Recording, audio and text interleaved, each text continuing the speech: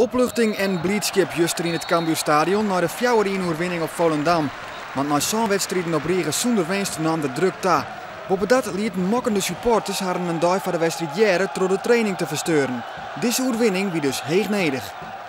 Hoe langer het duurt dat je een wedstrijd wint, hoe meer druk er op de ketel komt. Dus nogmaals, je moet je niet in een wak lullen. We zijn absoluut niet in paniek geraakt. Nou ja, ik heb gisteren ook al aangegeven wat de supporters doen is prima. Ze tonen betrokkenheid. Dat hebben ze ook dubbel en dwars waargemaakt door vandaag 90 minuten achter de ploeg te gaan staan. En dat is ook heel wat waard. De overwinning is meer als terjochten, want vanaf het begin is Cambuur de betere ploeg en krijgt het echt de beste kansen. Dit is Ozan Turk, dit speelt op het plak van de blessure Sander van der Heijden. Die houdt de paas op Melvin de Leeuw. Die kapt Chris Simon uit, goed schot en het is 1-0 voor Cambuur. Na 10 minuten spelen. De eerste de beste kans gaat er voortendadelijk in. De Leeuw docht alles goed en maakt het zijn zonde van het seizoen.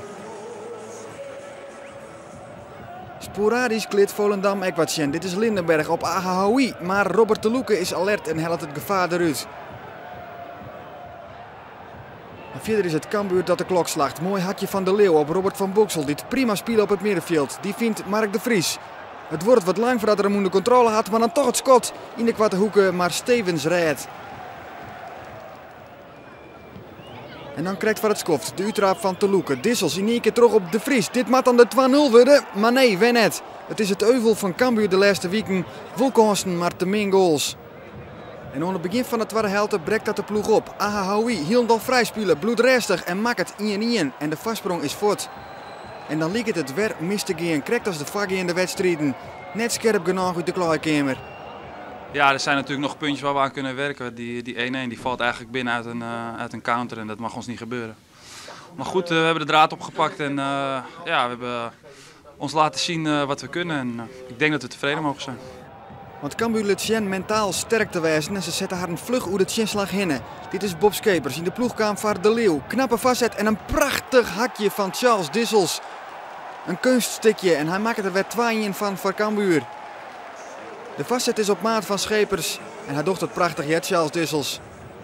En Volendam is het paard aan Bjuster, Sjomana van der Werf. Volslaan verkeerde vromspeelbal in de voeten bij Mark de Vries. En die wit wel riet maar zijn boetekanske. Prachtig wipperke hoe de keeper hinnen en dan is het 3-1. En zo weet Cambuur in de tweede helft dus wel de score uit te vragen. Ik vind dat we de eerste helft hebben we nogal wat mogelijkheden laten liggen om wat meer afstand te nemen. Ja, de tweede helft na die 1-1, de mogelijkheden die we gehad hebben, genadeloos afgestraft en zo moet het ook zijn.